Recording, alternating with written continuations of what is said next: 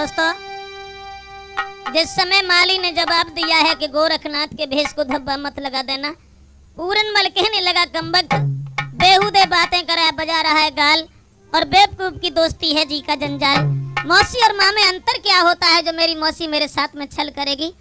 श्रोताओं, जिस समय जाकर के पूरनमल पहुंचा है मौसी के द्वार पर, बांदी अंदर चली गई। द्वार पर खड़े होकर के पूरनमल ने क्या देखा कि बांदी ने कहा था मौसी बीमार है, लेकिन मौसी बीमार नहीं है। खड़े होकर के देखने लगा कि मौसी सोलह श्रृंगार किए हुए बैठी है।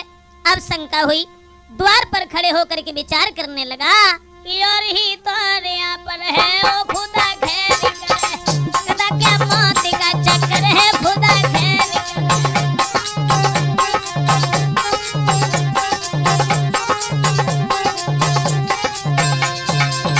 मन में सोचने लगा, बांदी ने कहा था कि मौसी बीमार है,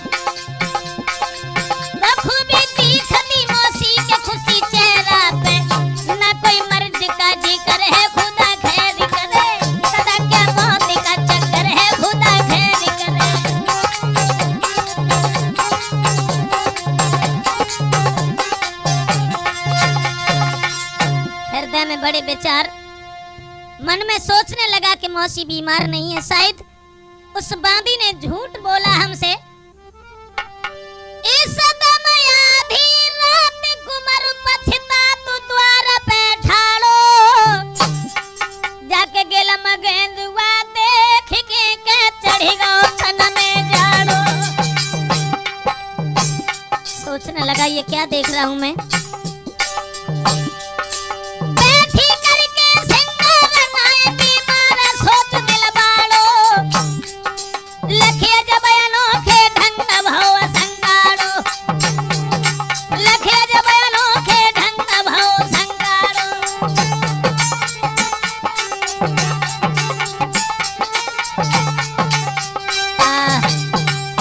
द्वार पर खड़े होकर के पूरनमल के हृदय में जब बड़े विचार आने लगे हैं, इधर वो दासी जाकर के कहने लगी कि अब क्यों बैठी है, मेरा काम खत्म हुआ, इससे ज्यादा मैं कुछ नहीं कर पाऊंगी।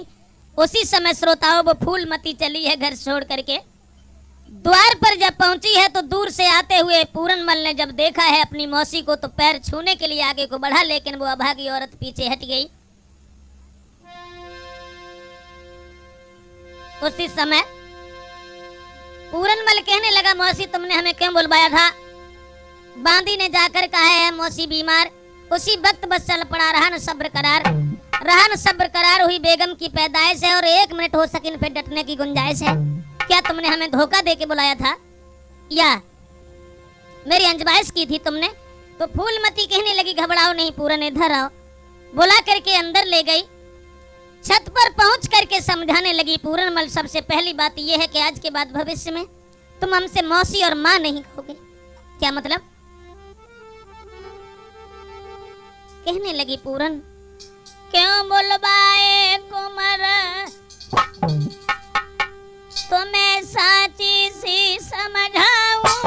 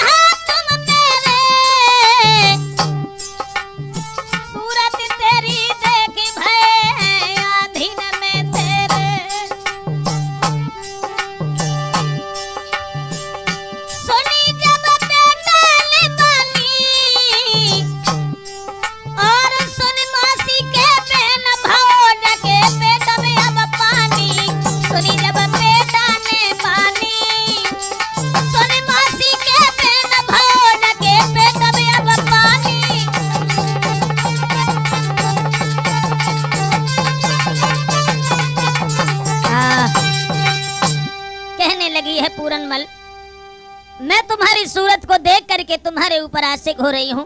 मेरा मतलब सिर्फ ये है कि आज से मौसी और पुत्र का कोई रिश्ता, कोई संबंध नहीं है। तुम यहाँ के राजा बन के रहो, मैं तुम्हारी रानी बन के रहूंगी। और दोस्तों, जो ये वचन सुने हैं, पूरनमल के पैरों के तले धरती खिसक गई। हाथ जोड़ करके कहने लगा, मौसी क्या कह रही हो तुम? बांदी ने हमसे ये कहा था कि मौसी बीमार है, इसलिए मैं तुम्हारे आंगन तक चला आया। शायद ये बात कहने से पहले तुमने एक बात नहीं सोची माँ, कि अपने पति को छोड़ के संग प्रेम यदि लगावे।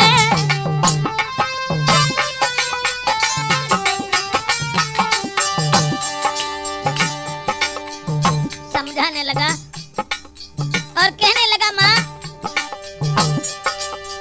अपने पति को छोड़ के संग प्रेम यदि लगावे, कोई के पीछे जन्म जन्म है जीवन भर दुख पावे।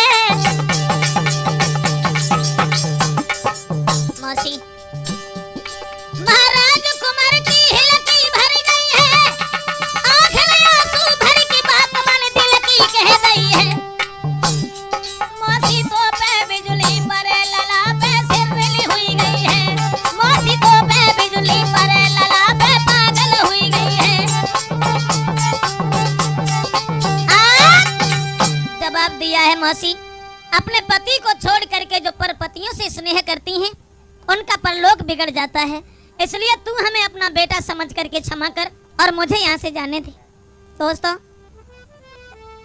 ये वचन सुनने के बाद में फूलमती कहने लगी, मेरी बात समझने की कोशिश कर।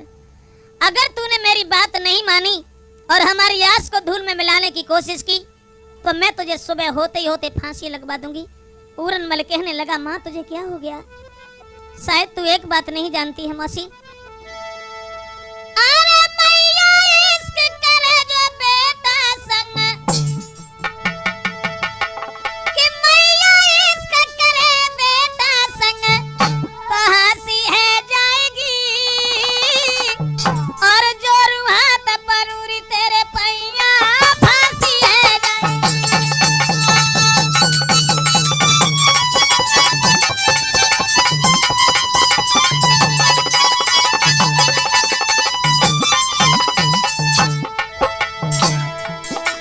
समझा करके कहने लगा, माँ तू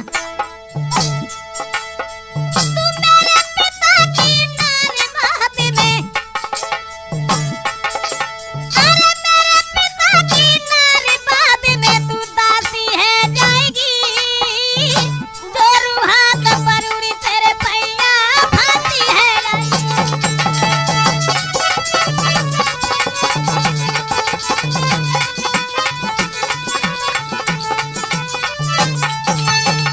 पूरनमल कहने लगा, मौसी मरने की धमकी तू किसे दे रही है? कुदरती खेल सब बदल जाए, सूर्य ठंडा पड़ जाए, चंद्रमा अग्नि उगलने लगे, सब कुछ हो सकता है, लेकिन ये वो गुड़ कहाँ है जिसमें चींटियां लग जाएं? मैं अपने धर्म को नहीं छोड़ सकता।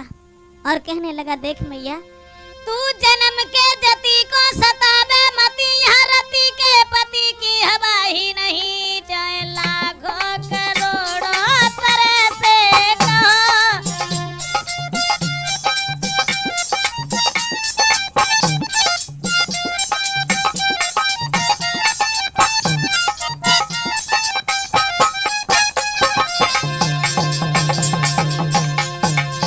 कहने लगा, चाहे लाखों करोड़ों तरह से कहो, तेरी सेजों पे रखूं कदम ही नहीं, यदि गरज है तेरी तो अरज है मेरी, यदि गरज है तेरी तो अरज है मेरी, इन मरीजों की हम पर दवाई नहीं।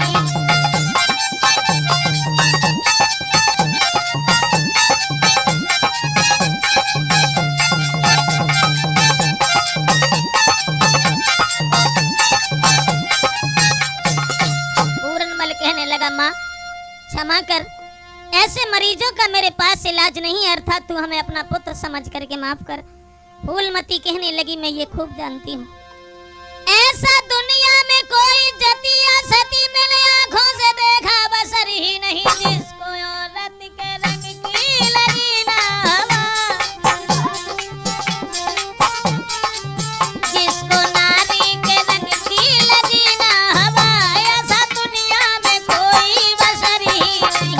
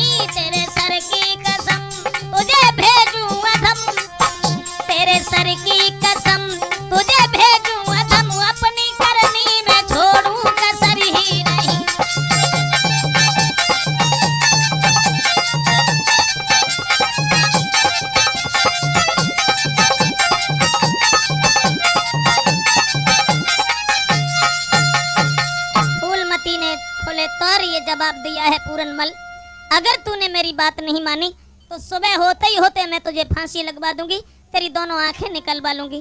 पूरनमल कहने लगा जैसी तेरी मर्जी, लेकिन माँ मर तो सकता हूँ मगर मैं अपने धर्म को नहीं छोड़ सकता। उसी समय श्रोता बंधुओं, बेटा के सुन के सखुन फूलमती खिसियाई, दौड़ झपट के भक्त को बन फेंटा पकड़ो जाए।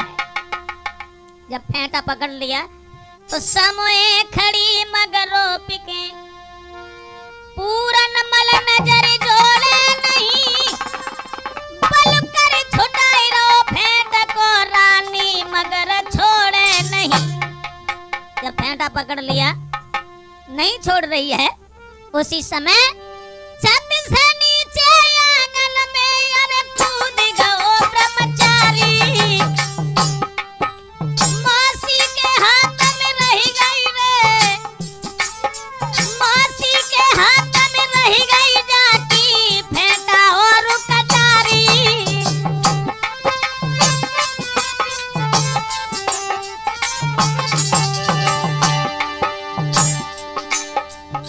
फेंटा और कटार जब फूलमती के हाथ में छोड़ी, महाराज कुंवर आंगन में कूदो है, अम्मा देखो लाल भगो बगिया को सूदो है। भैया ऊपर से आवाज़ भई मौसी ने लगाई है, अब तो ऊपर से आवाज़ भई मौसी ने लगाई है।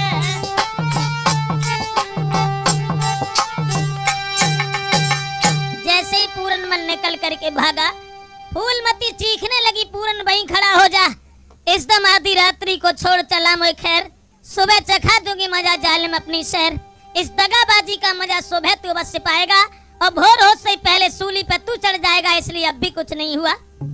द्वार पर खड़े होकर के पूरनमल कहने लगा मौसी ठीक है, मेरे मरने से अगर तेरी छाती शीतल होई तो मौसी निश्चित सुबह तू मरवाई दीजे मोई। अगर मेरे मरने से तेरी आत्मा में तसल्ली आ जाए तो तू मुझे मरवा देना, लेकिन मैं इस बात को नहीं जानता था कि तू ही हमारे लिए नागिन बन के तैयार हो जाएगी। उसी समय फूलमती कहने लगी और एक कमीन, और नीच तेरी जैसी किसी को जबानी न मिले, तो ऐसी जगह मारूंगी जब पानी न मिले, तो ऐसी जगह मारूंगी जब पानी न मिले।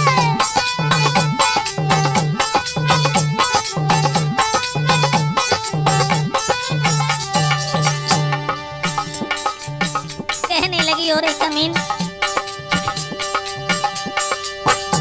तेरी जैसी किसी को जबानी न मिले, तो ऐसी जगह मारूंगी जब पानी न मिले, तो ऐसी जगह मारूंगी जब पानी न मिले।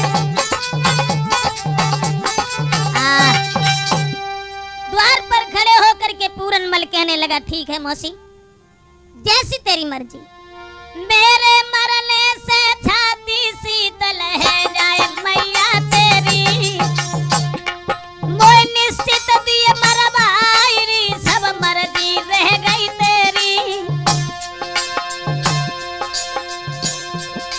मेरी मात बने तो सुकर रह जाए हरि मार, ले बक तेरी जान बन गई तू बैरन बीमार।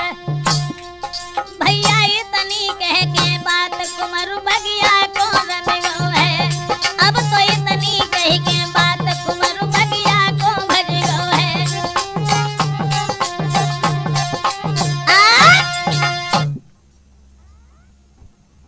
जिस समय पूरनमल तो चला जाता है बाग की तरफ, इधर उस दासी से रानी ने ये कहा कि सहेली अब क्या होना चाहिए।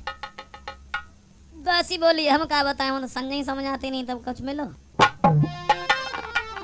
तू एक काम कर, हमारे पति को बुला करके यहाँ ले आ, तो प्रातः होत दरबार को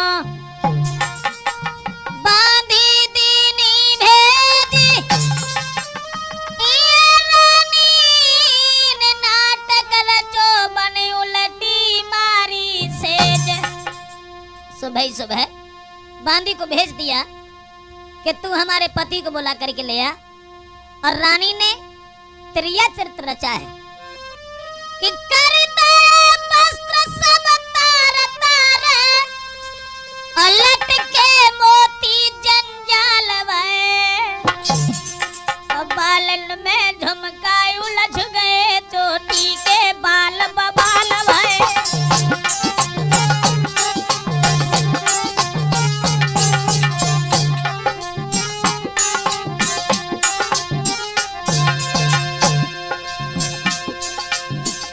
सब श्रृंगार बिगाड़ा, आंधी होकर के आंगन में गिर गई है दोस्तों।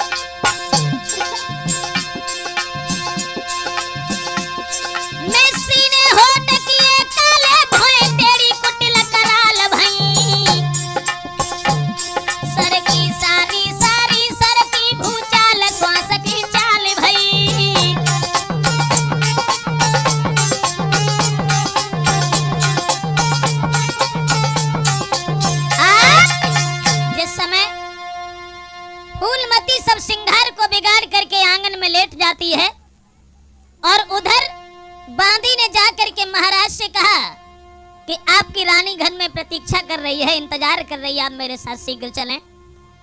उसी समय वो महाराज शंखपति जो थे कि धीरे धीरे राजा चले भयोरी दादा भमरू कलेना पे भाई तरफ पाओ दादा चुप कलेना पे।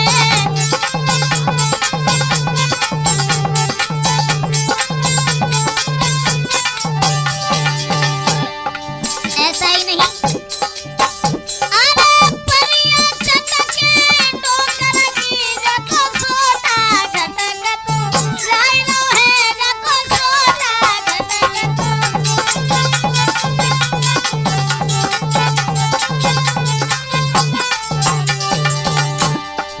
आंगन में पहुंचे, आंगन की दशा निहार करके उस रानी की तरफ देख करके कहने लगे, क्या हुआ रानी, क्या हुआ? डोकर बोले दुल्हन से कोई किनने मारो, ओ गोरी कोई किनने मारो।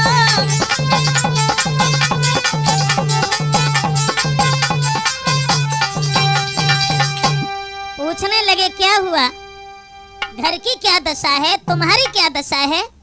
तो उठ करके बैठ गई और कहने लगी, महाराज तुम्हें शर्म नहीं आई इस बात को कहते हुए? क्यों? सिर्फ हमें इस प्रश्न का उत्तर दे दो, तुम हमारी शादी अपने लिए करके लाए थे या अपने लड़का पूरनमल के लिए? शंखपति कहने लगे, आखिर तेरे कहने का मकसद क्या है, तू कहना क्या चाहती है? तो जवाब दिया, श्रीमन दूसरा की कहा मजाल जो हमको देखे बुरी नजर से और खुल बाबा तो खोल कहे जा घर में ही पत्थर पड़े।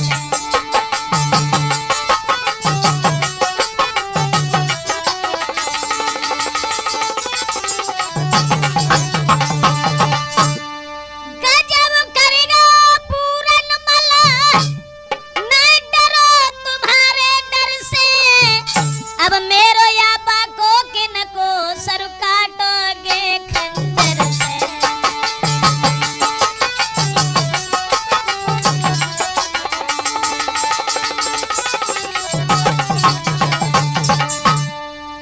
तुम्हारा लड़का पूरनमल और मेरी इज्जत पर हमला करके चला गया। शंखपति कहने लगे, नादान औरत, ओ बेहूदी नारी, और क्यों हंसुआ ढरकाई रही ढाड़ी, पूरनमल मेरे बेटा ने तेरी क्या जागीर छिना ली, पूरनमल रे तेरी क्या जागीर छिना ली।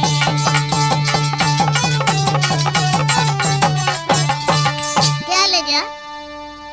उसी समय वो रानी कहने लगी, महाराज वो इज्जत लगा तुम हूँ दले उदस गाली, शर्म नहीं आती फरमाते हो क्या जागीर छिना ली, शर्म नहीं आती फरमाते हो क्या जागीर छिना ली।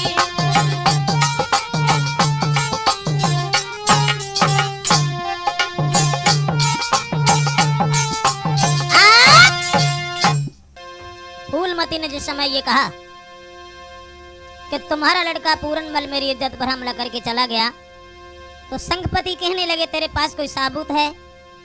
भाई फेटा कटारी जो पूरनमल की पेश नहीं गई थी वो मौसी के हाथ में छोड़ करके चला गया था।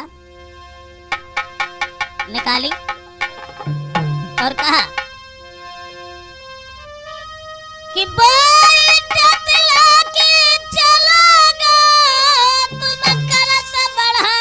जिसकी है ये नजरी पसार के देख ले ओ बेटा कटार ये किसकी है?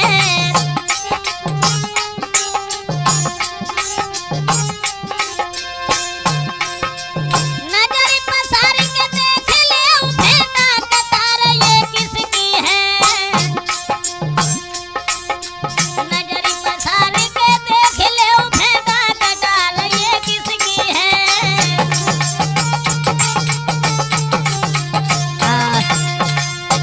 दोस्तों, जिस समय फेंटा कटारी निहारी है, महाराज उसी वक्त उसी आंगन में सर को पकड़ करके बैठ गए और सोचने लगे मन ही मन में, कुल को कलंकित करने वाले कमीन, समाज में तूने हमें मुंह दिखाने के लायक नहीं रखा।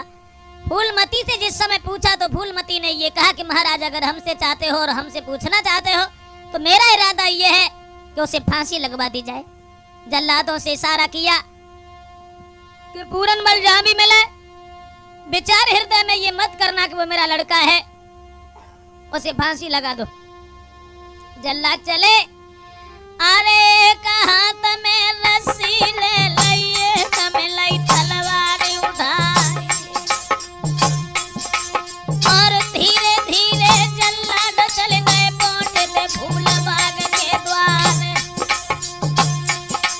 इत सोने बेटा संघपति को निधर के अपने पैर पसारी, कोई बेटा में घूसा मारे कोई अल्लाह का दे मुखनगारी।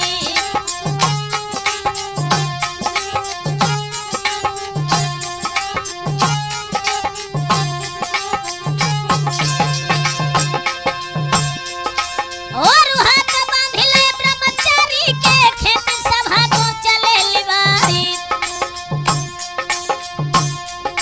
और संघपति के सम्मुख जाएगी ठाड़ो करी दो राजकुमारी।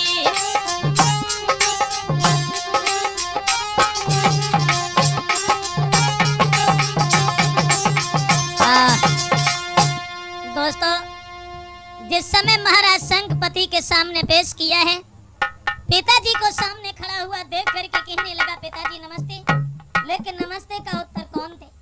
संघपति ने जवाब दिया और एक कमीन, पिताजी कहते हुए तुझे जरा भी शर्म नहीं आती?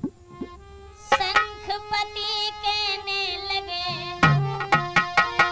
सोया तू जिसके साथ में ओ मूर्खन का बदला हमें अंतर का मौसी मात में। कहने लगा पिताजी गोरख गुरु साक्षी मेरो मौसी धर्म की बात है, कर्म की कहा चली मैंने छुओ न बाको गात है। जवाब दिया पिताजी आधी रात के समय पिताजी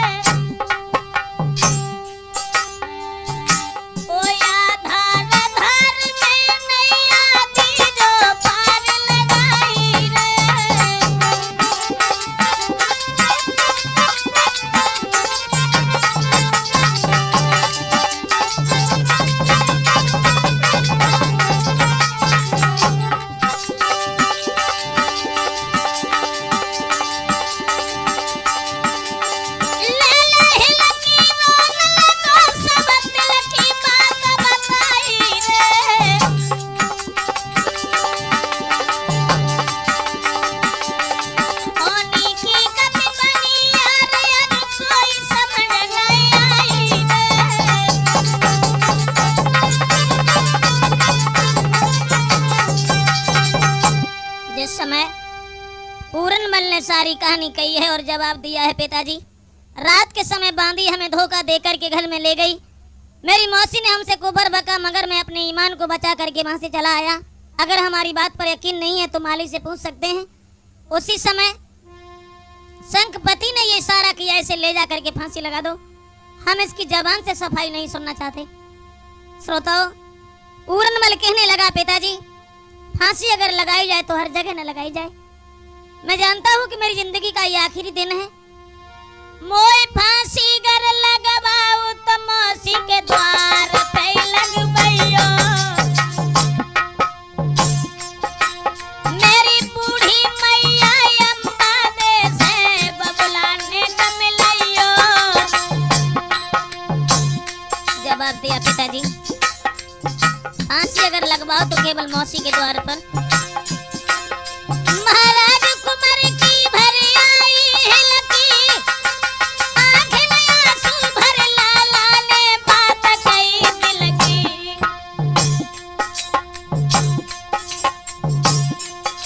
ओरे बंसी बाजे श्याम भावई समझ में नहीं आई। ओरे मुरली बाले श्याम भावई समझ में नहीं आई।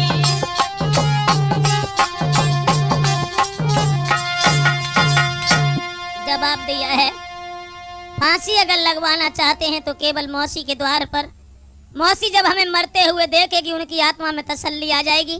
शंखपति ने इशारा किया है तो इसे ले जाओ और फूलमती के द्वार पर फांसी का फंदा बना करके तैयार करो, इसे फांसी लगा दो।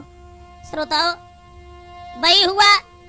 इधर उस माँ अंबादे से जाकर किसी ने जब ये कहा कि तुम्हारे बच्चे को फांसी लगाई जा रही है तो भागती हुई वो माँ पास गई, पूरनमल को गोद में लेकर के रोने लगी और पूछने लगी, लाला क्या हुआ?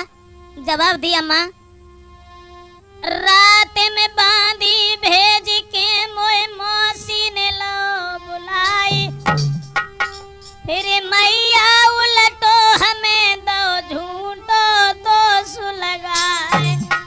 जवाब दिया, माँ रात में बांदी को भेज करके हमें बुला लिया था मौसी ने, लेकिन लीनो जन्म सो मरतु है, यो धीर दिल को दीजियो।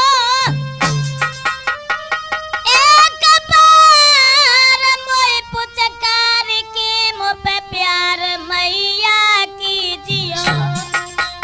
कहने लगे कि आज के बाद मैं तुम्हें कभी नहीं मिलूंगा माँ, अब तो कुछ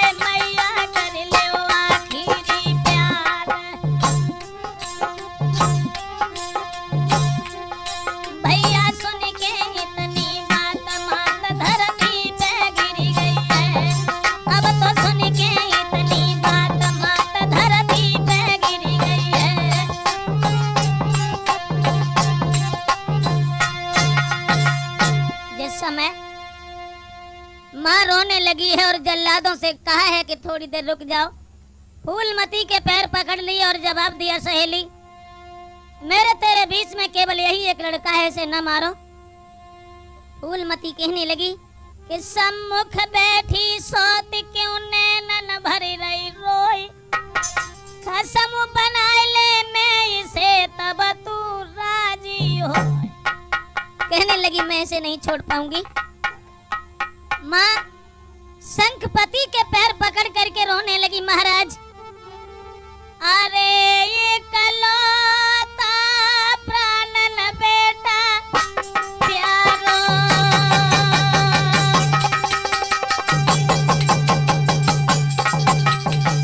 महाराज गोरखनाथ की एक योगिनी बन गई थी, उसके बाद मैंने इस पुत्र को देखा है, इसलिए तुम इस बच्चे को मत मारो। आना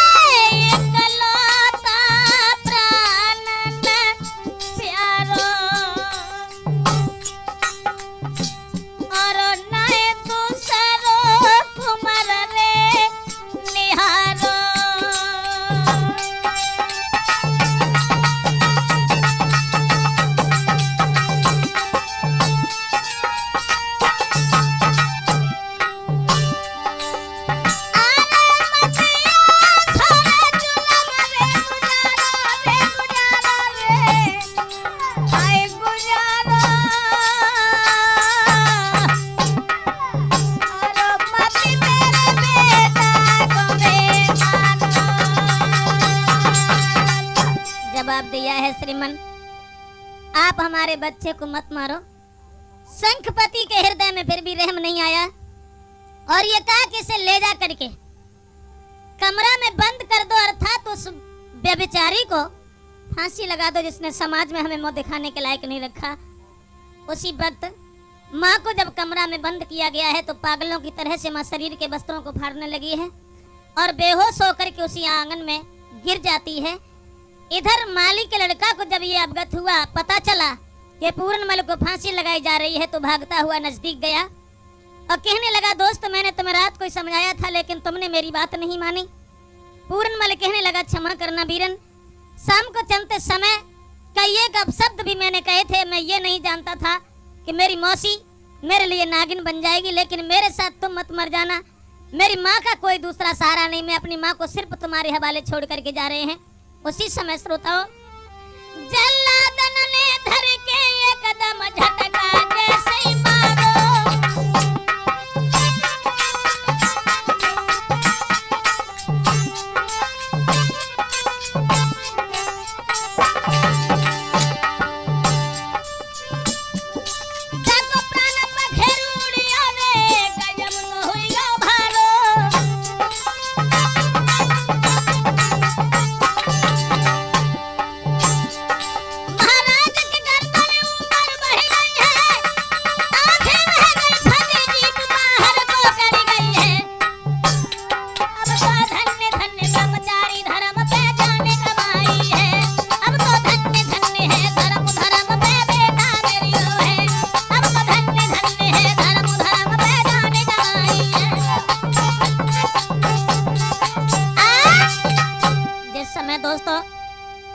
पूरनमल खत्म हो जाता है।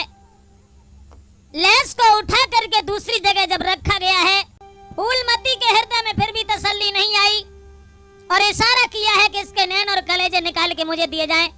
पेट फाड़ करके पूरनमल का कलेजा निकाला गया, जो सौभागी औरत ने पैरों से कुचल करके बाहर फेंका। और श्रोताओं, माली का लड़का उस बच्चे की लहस को लेकर के बिलखने लगा, भैया अब मैं कहाँ जाऊं, भैया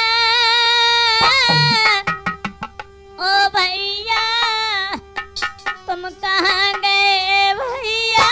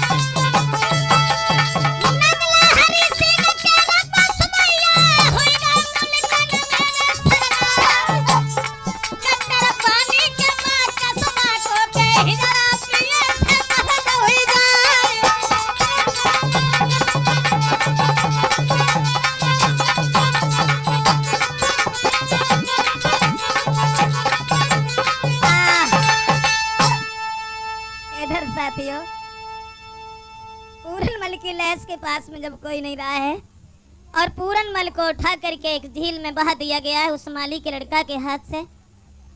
माँ को जिस समय कमरा से निकाला गया है तो पागलों की तरह से माँ शरीर के वस्त्रों को फाड़ने लगी है और आंगन में बेहोश होकर के जब गिर जाती है।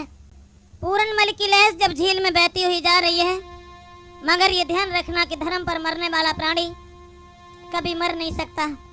इधर से पूरनमल की लहस जा रही है, उधर से महात्मा गोरखनाथ अपने शिष्यों के साथ में उसी रास्ता से निकलते हुए जा रहे थे।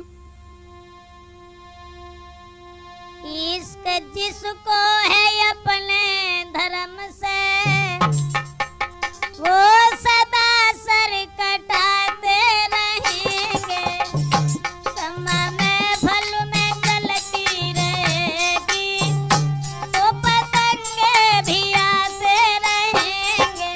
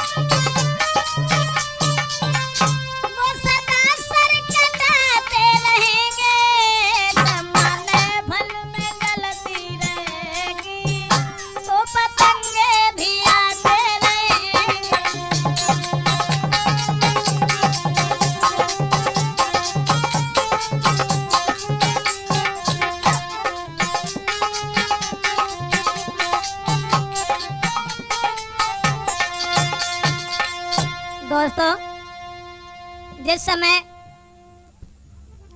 पूरनमल की लहस जहाँ बहती हुई जा रही थी, ये लड़का ने देखा और पूछने लगा, गुरुदेव ये लहस किसकी है? गोरखनाथ कहने लगे, मुझे क्या पता ये किसकी लहस है। तो दूसरा लड़का समझा करके कहने लगा, गुरुजी मुझे ये मालूम पड़ता है कि भैया पूरन की लहस मोई लगी रही है, निकल देख लीजो।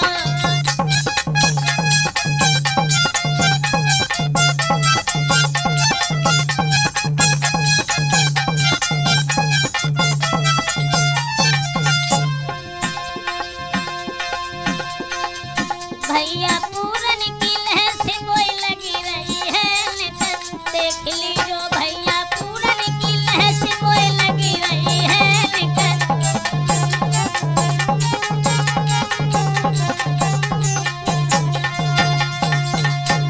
जवाब दिया कि हमें पूरनमल की लहस मालूम पड़ती है। तो महात्मा गोरखनाथ कहने लगे, तो निकाल के लाओ। लहस को जब फुर्ती के साथ में निकाला गया, गोरखनाथ ने जिस वक्त ध्यान धर के देखा है तो सारी कहानी समझ गए और कहने लगे कि धर्म के पीछे तुम मर गए, लेकिन मैं तुम्हें मरने नहीं दूंगा पूरन। सोई पूरनमल की लहस में जब फूंक धर के मारी,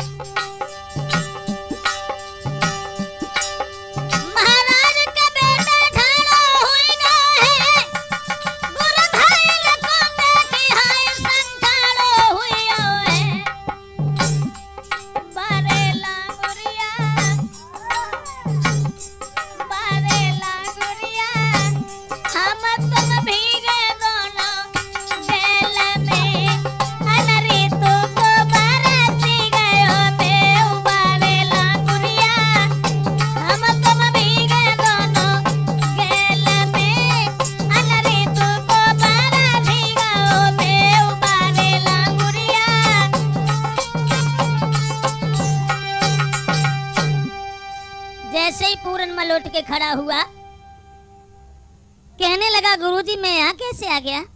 सारी कहानी बताई कि तुम्हारी मौसी ने झूठा अंजाम लगा करके और तुम्हें फांसी लगवा दी थी। बेटा पूरन, तुम अपने घर के लिए जाओ। कहने लगा, गुरुदेव जिस आग से बड़ी मुसीबत से निकले उसी में दोबारा फिर झोंक रहे हो, मैं नहीं जाऊंगा, इसलिए कि मेरो भेष में भेष मिलाई ली जो संगल चलियो।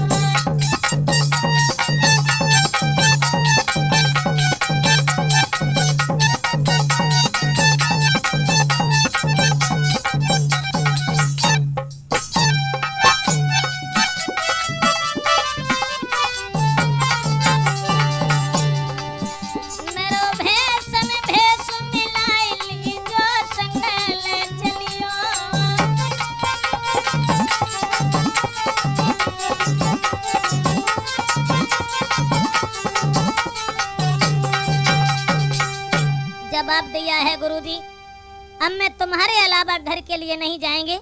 और उसी समय पूरनमल जो था वो महात्मा गोरखनाथ के साथ में रहने लगा है।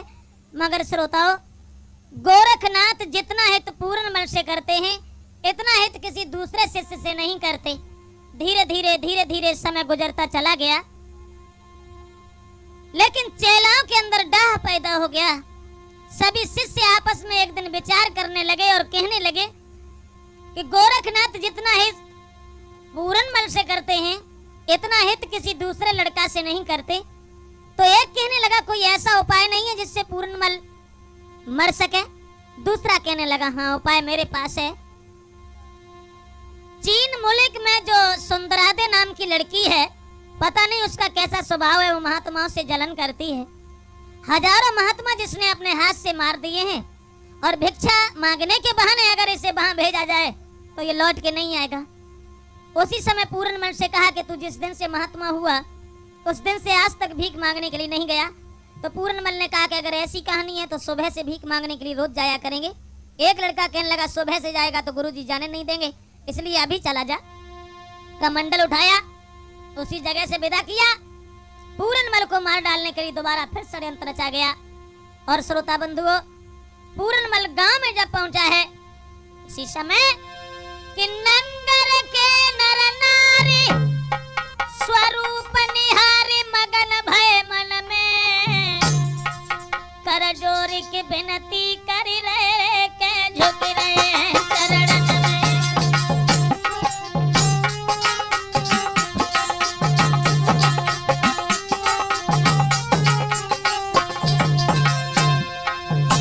गांव के लोग महात्मा की सूरत देख करके नजदीक आए। नगर के नर नारी स्वरूप निहारे मगन भय मन में, कर जोरी की विनती करत झुकत चरणन में, कर जोरी की विनती करत झुकत चरणन में।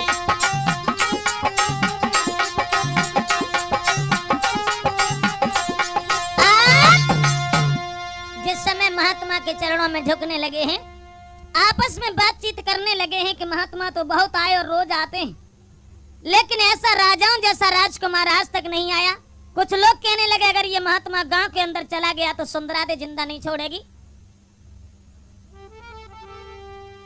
इसलिए इस महात्मा को यहीं से वापस कर दो।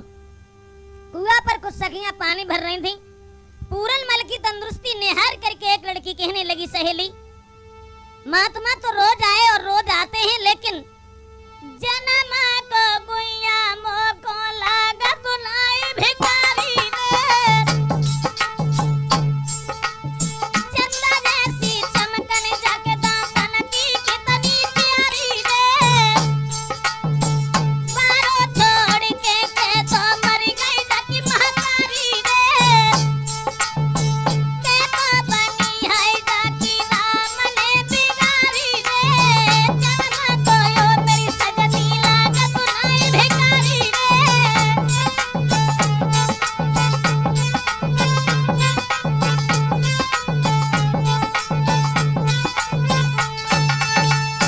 आपस में बातचीत करने लगी कि ये जन्म का महात्मा नहीं मालूम पड़ रहा है।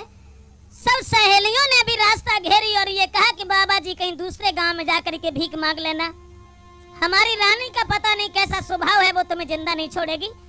पूरनमल कहने लगा सब लोग इस तरीका की बातें कर रहे हो और हमने उसकी कौन सी डकैती डाली, कौन सा उसका नुकसान किया है जो हमारा कत्ल करेगी, इसलिए अब मैं भी उसे देखना चाहता हूँ कि वो है कैसी जो महात्माओं से द्वेष भावना रखती है।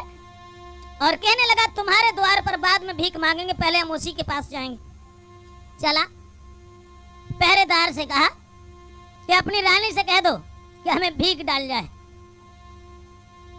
बताया उस पहरेदार ने जाकर के, तो सुंदरादे ने एक हाथ में तलवार उठाई, एक हाथ में भिक्षा उठाई और द्वार पर गई। पूरनमल ने हाथ जब बढ़ाया भीख लेने के लिए, उसी समय दाती पीस के रानी ने तलवार तदा उठाई। ऊपर को जब हाथ उठाया, कोई सूरत देखी बाबा की तो मन में गई लुभियाई। तंदुरुस्ती को निहार करके महाराज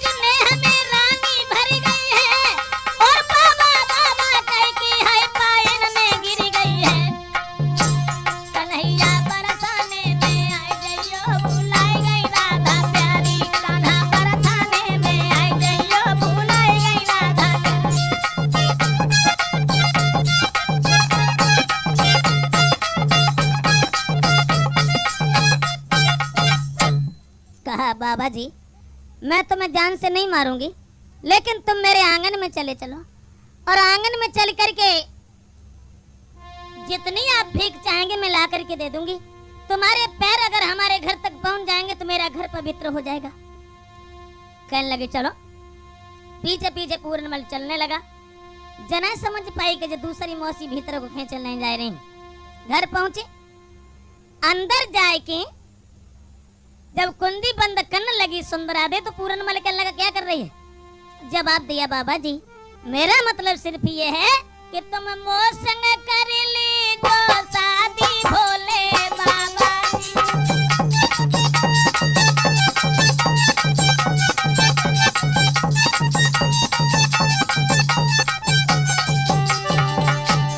समझाया। तुम बन जाओ राजा और हम बन जाए रानी, महल में पीछे करूं मनमानी, सब विध से करूं प्यारी राजी भोले बाबा जी, मोसन कर ली जो शादी भोले बाबा जी।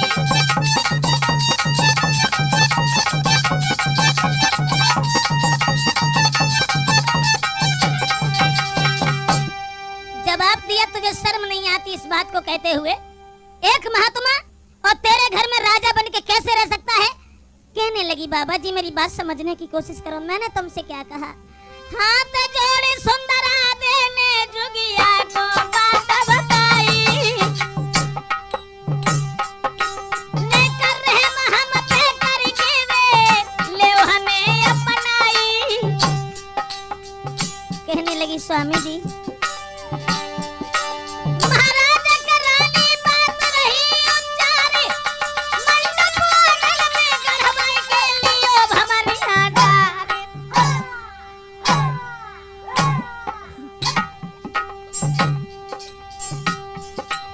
मैं के में चलियो संभार के ससुरे में काटी गयो, मैं के में चलियो संभार के ससुरे में काटी गयो।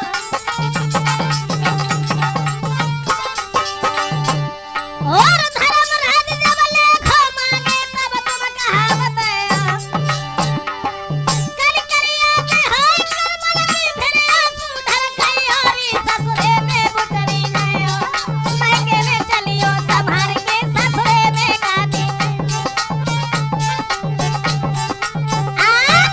पूरनमल कहने लगा मेरी समझ में आ गया कि तू बदचलन औरत है और बदचलन औरत से भगवान ही बचाए।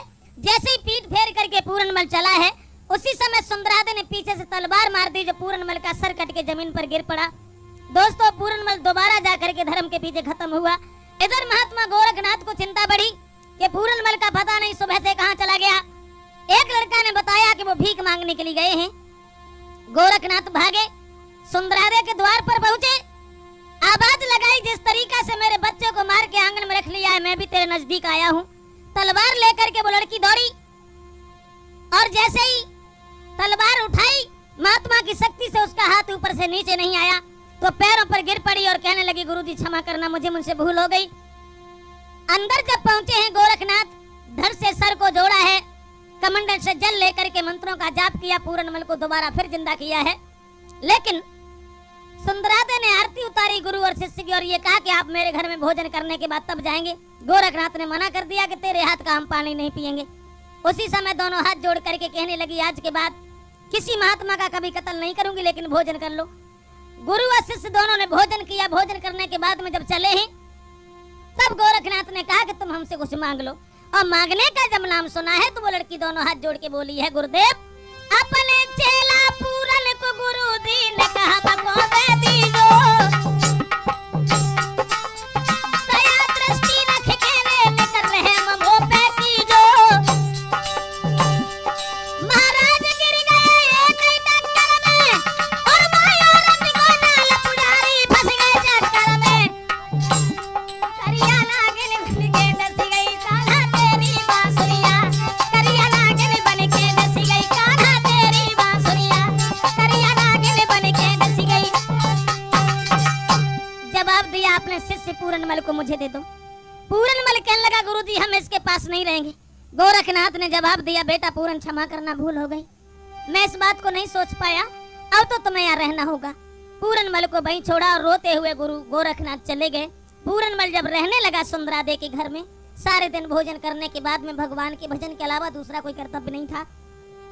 एक दिन पूरनमल जब भजन करने को बैठा है तो सुंदरादे नजदीक बैठ गई। पूरनमल ने कहा तुम भी आंखें बंद करो, भगवान का ध्यान करो। जवाब दिया महाराज मुझे भगवान का ध्यान नहीं करना। फिर आंखें बंद करके पूरनमल जब भगवान का ध्यान करने लगा, उस लड़की ने क्या किया? पूरनमल के कान ते जन धर्म सकी किलकारी, सोया के खोल के मैदाने जब निघाया रे पधारी। पूरनमल कहने लगा भजन में बाधा डालते हुए तुझे शर्म नहीं आती? सुंदरादे कहने लगी कोई धर्मशाला नहीं है न मंदिर है, यहाँ बैठ के भगवान का भजन नहीं होगा। और मैंने मानो को रखना तब सगले उभामरे दाए, कई हमारी नहीं मानोगे कुन्नाट की धरी तलवारी। और सोचे बेटा दिल अपने में अपनी बच्ची है जाने हमारी, और तभी अंगुरिया है पथरा से सो कऊ कर से ले निकारी।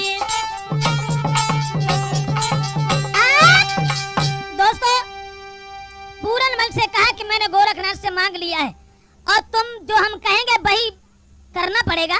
वस्त्र लेके आई और ये कहा कि ये जितने भी योगिया बना है वो उतार के फेंको और दूसरे वस्त्र पहनो। पूरनमल ने बहुत समझाया लेकिन वो नहीं मानी। तो पूरनमल कहने लगा तुम पीठ फेर के खड़ी हो जाओ, आंखें बंद कर लो और जब मैं वस्त्र पहन लूंगा तभी कह दूंगा। आंखें बंद कर ली, पीठ फेर के खड़ी हो गई। उसी समय वो लड़का होएगा सोई होएगा अंतर ध्यान रे हुवन से ब्रह्मचारी, थारी थारी रानी नहीं है पलकारे उघारी। कह रही है महाराजन का उनसे मैं बोलूंगी, बोले तो मने कहो न बिल्कुल अखियां खोलूंगी। नकली ठाड़ी ठाड़ी द्वारे पे यजुवकली बकी नहीं है, बेहा ठाड़ी ठाड़ी द्वारे पे यजुवकली बकी नहीं है।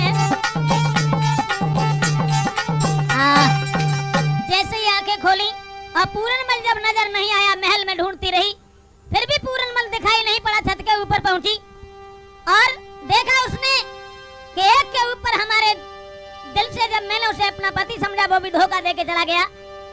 तो सतखंडा पे छलांग गुइया नीचे धर के मारी, और माई दुख में मरी गई रे सुंदरादे राजी प्यारी। महाराज भक्त युत गुरते पहुंचो जाए, और देखो पूरन को सम्मुख तो गोरख गए समझाए। महात्मा गोरखनाथ के सामने पूरनमल गया। गोरखनाथ कहने लगे तुम यहाँ कैसे? बताया कि उसने हमें रोकने नहीं दिया। गोरखनाथ कहने लगे वो लड़की मरी गई है, दोनों गुरु और शिष्य फिर भागे हैं। वहां जाकर के हाथ कमंडल ले लीनो, फिर जादू तुरंत चलाओ है। सुंदरादे चिंता कर लेनी बेटा को फिर समझाओ है।